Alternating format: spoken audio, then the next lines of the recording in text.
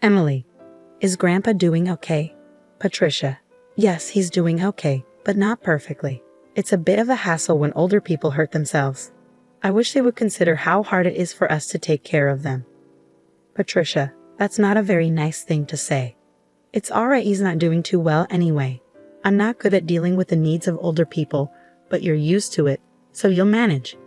The other day, my husband's grandpa, Michael, fell in the garden and hurt his leg. It's not too bad, but he's already 82 years old. Because of his age, we're making sure he stays in bed to avoid making it worse. My mother-in-law won't even go near him, let alone help take care of him. I'm Emily, 30 years old. I got married 3 years ago and live with my husband Daniel's family. My husband used to be my boss at the company where I worked, a company started by his grandpa. When I first joined 8 years ago, my father-in-law was already in charge and my grandpa-in-law was the chairman. But back then, the grandpa still handled all the big tasks and jobs in the company. 2 years ago, when Grandpa turned 80, he stayed as chairman but gave most of his public duties to my father-in-law. Michael, you've put in a lot of work over the years. Let Christopher handle the company stuff now and take it easy, my mother-in-law said with a smile. But to me, her words sounded kind of sarcastic. Grandpa-in-law can be stubborn, but he's known for being fair and kind. On the other hand, my father-in-law seems a bit immature. He doesn't speak his mind clearly and isn't as reliable as Grandpa. Plus, he always listens to whatever my mother-in-law says. My grandmother-in-law passed away before I met her. My husband and I started dating 3 years after I joined the company. He was leading our team with energy, and he seemed dependable, although a bit too sure of himself. Maybe I felt that way because I lost my dad early and grew up with just my mom. She passed away from illness 2 years ago, so now my in-laws are all I have left in terms of family. Not long after I got married, my mom got sick and needed me to take care of her, so I quit my job to be there for her. My husband's family didn't mind, and it might be because of one thing Grandpa said. It's only right to care for the mother who raised you alone. Don't worry, just take good care of her. Because of that, I could stay with my mom every day for a year without worrying about money until she passed away. My mother-in-law seemed a bit unhappy, but I was really thankful. But ever since Grandpa handed over the company to my father-in-law, things have been changing. People don't listen to Grandpa's ideas as much anymore, and I feel like they're not treating him with the same respect. At first, I thought it was just me imagining things, but seeing how my mother-in-law and husband act, it feels real. My father-in-law doesn't seem to care much, and it's like he's ignoring Grandpa now that he's basically retired. Seeing how my in-laws behave, I can't help but feel angry. Hey Patricia, and you too, don't you think you're being a bit distant towards Grandpa? What's the problem? Grandpa tries to talk to you, and you barely answer him. You don't even try to help him out. I don't have time to deal with old people. You can take care of Grandpa. You're the one who's free. There's no need to speak like that. Shah, I'm tired from work. Don't bother me with trivial stuff. This is how it always is. No one listens to what I say. And my grandpa-in-law doesn't speak up to his family about it. Now, I'm the only one who talks to him at home. Grandpa, it's a nice day today. How about we take a short walk outside? Your leg seems to be getting better, and it might be good for your recovery. Thanks. Let's go out for a bit then. We walked to the park together. Many families were there and children were playing happily. My grandfather-in-law watched them with a smile. Christopher and Daniel, just like those kids. Grandpa, I was so busy with work that I couldn't spend much time with the boys. Maybe that's why I feel like I didn't raise Christopher and Daniel properly, my grandfather-in-law said, sounding a bit sad, almost as if he was speaking to himself. Christopher is my father-in-law, and Daniel is my husband. I think about how we can all be kinder to my grandfather-in-law, but I can't think of a good solution. Then my in-laws suggested building a new house for him. This house is more than 50 years old, right? It's poorly laid out and hard to use. Instead of spending money on repairs, it would be better to build a new house in a more convenient location. A new house. Michael is getting older, and while it's good he only got hurt last time, we never know what might happen in the future. So let's make the new house accessible for him, so we won't have trouble if he needs care. That makes sense. We can even put Michael's room in the middle so everyone can easily look after him. Yeah, that sounds like a good plan. Alright, it's settled then. And Michael, regarding the expenses. If it's a house for all of us, I'll cover it. Talk to Mr. Jones about the finances. Classic Michael, thank you. We really appreciate it, my mother-in-law said with a happy smile. It seems like they only praise him when they need money. But if everyone takes care of my grandfather-in-law after we move to the new house, I thought there couldn't be anything better. Mr. Jones is the company's legal advisor and also manages my grandfather-in-law's personal finances. My grandfather-in-law likes his honesty and has kept him around for almost 30 years. He's 58 now and the person my grandfather-in-law trusts the most.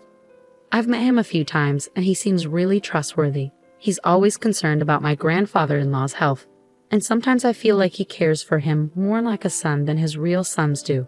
Knowing there are people like him around my grandfather-in-law gives me some comfort. I didn't know exactly what kind of house they were building or where it was going to be, but my mother-in-law seemed really happy, and the three of them were looking at interior design magazines and discussing things, so it seemed like everything was going well. Then something unexpected happened. It turned out that my grandfather-in-law had a debt of $1,820,000. Wait, what's this about $1,820,000? My grandfather-in-law had co-signed a loan for a friend's company, but that company ran into trouble, and now the debt fell on my grandfather-in-law.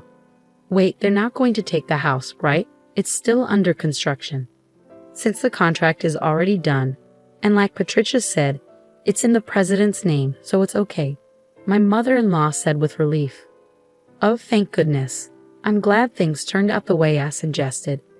Hearing that conversation, I realized for the first time that the house was in my father-in-law's name. Even though my grandfather-in-law had paid for it, it seemed like something my mother-in-law would do. I also wondered why they didn't consider giving up the house to help pay off the debt. Hey, this debt is Michael's responsibility, not ours or the company's, right? Well, it was signed under Michael's name. Oh, okay then, no problem. I couldn't see any good in the situation.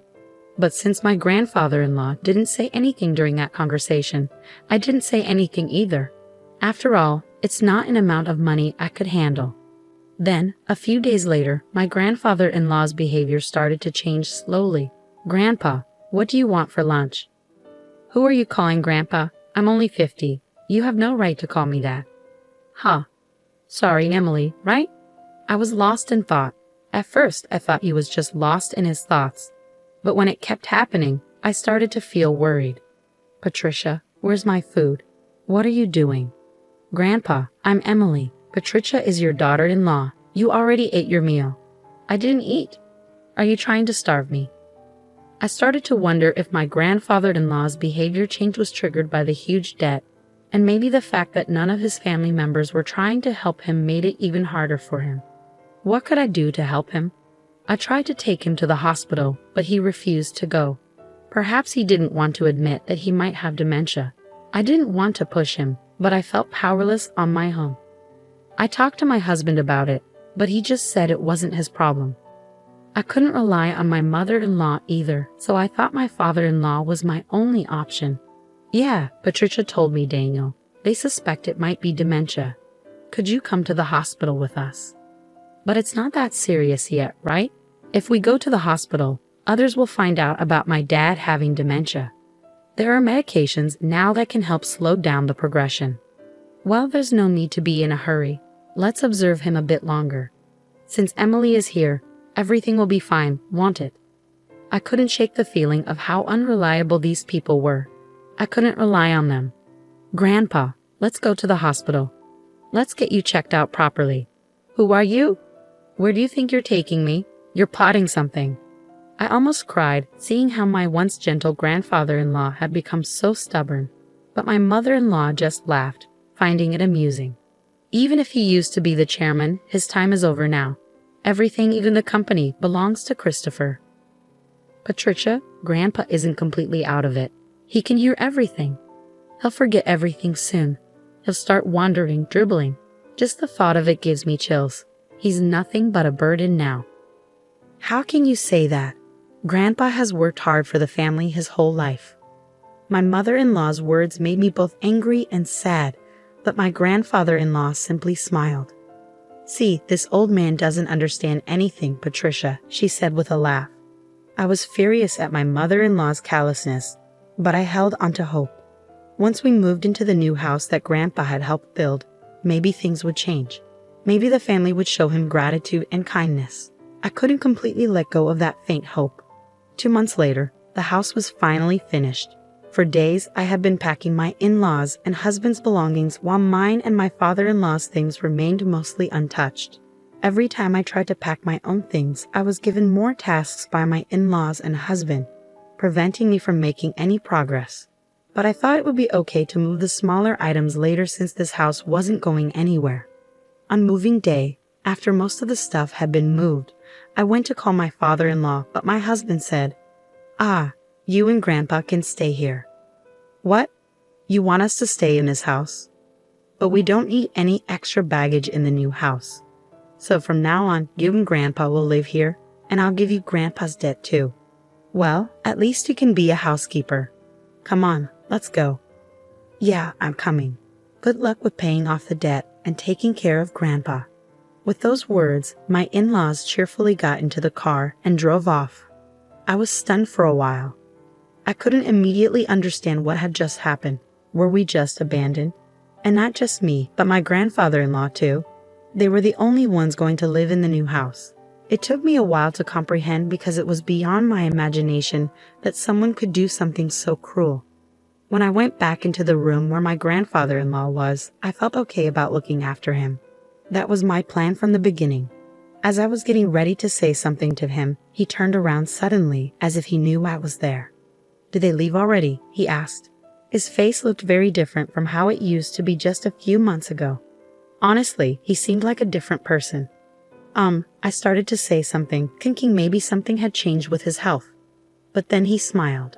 His next words surprised me. "I was just talking to Mr. Jones, my grandfather-in-law. Did you finish firing the unnecessary staff, Chairman?" "Yes, all done. Shall we go?" Where are we going?" "To our new house, of course." I left my old house with my grandfather-in-law, not really understanding what was going on.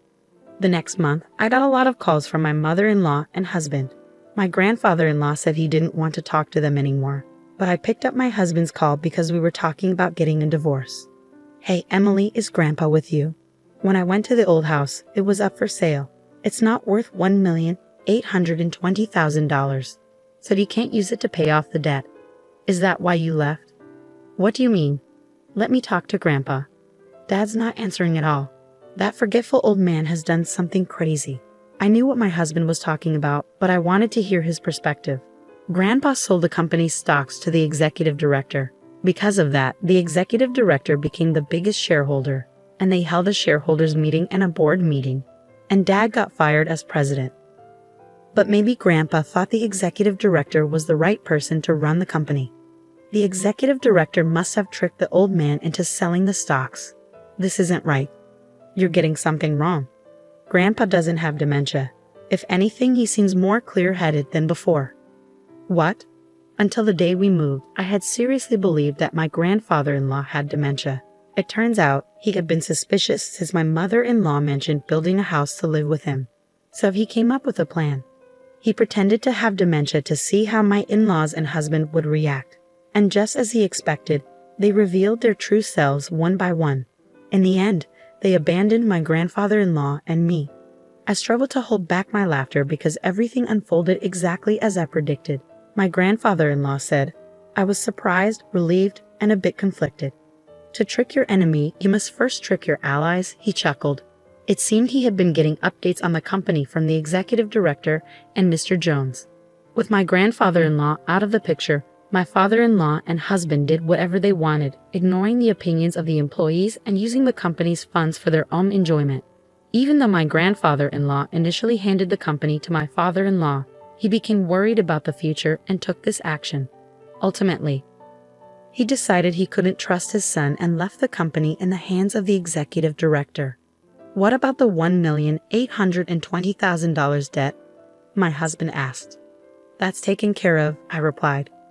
It turned out my grandfather-in-law had guaranteed a loan for a friend's dad, but he had personal assets that covered it and more. After stepping back from the company, he invested in real estate and made a good profit. But if I had mentioned that, my mother-in-law and husband would have targeted it. That's why I only mentioned the debt. The friend's dad had helped my father-in-law in the past, and now the land he owned was going to be turned into a resort, fetching a high price. You're joking, my husband exclaimed. But are you guys okay? I asked. We're not okay. Both my father and I were ousted from the company. What do we do now? He worried. Well, there's also the mortgage on the house, I reminded him. What? What do you mean, the mortgage on the house? My husband asked, puzzled. Haven't you figured it out yet? Grandpa was supposed to cover all the house expenses. Maybe you don't remember what he said back then, I replied. When my mother-in-law discussed money with Grandpa, he made it clear that he would only pay if it's a house where everyone, including me, would live. Otherwise, he wouldn't contribute. Even though the house was in my father-in-law's name, Grandpa intended to pay only if everyone lived together. That's because you assumed Grandpa would foot the bill and didn't examine the documents properly, right? Christopher signed without checking everything. It shows he really didn't have the qualities of a president, I remarked. You're kidding, my husband exclaimed. Later on, my parents-in-law lost the house they had built because they couldn't keep up with the mortgage payments. Now they reside in a more than 50-year-old apartment, struggling to settle the unpaid loan. My mother-in-law and husband have been reaching out to me, suggesting we all live together, but that's not feasible anymore. My grandfather-in-law has retired from his chairman position and bought an old house in the countryside where we now live together. Emily, you're free to live wherever you want. You don't need to worry about living expenses, my grandfather-in-law assured me, but I chose to stay with him. If I'm not a bother, please let me stay by your side, I told him. When I expressed my feelings, tears filled my grandfather-in-law's eyes. Thanks to Mr. Jones, the divorce went through, and steps were taken to remove my ex-father-in-law and ex-husband from inheritance. I officially became my grandfather-in-law's adopted daughter. If anything happens to him, my father now, I'll be there for him till the end. Now we both find joy in working together in the fields. Dad, check out this radish. It's huge. Under the bright sunlight, we share warm moments. I wish for these days to last just a bit longer.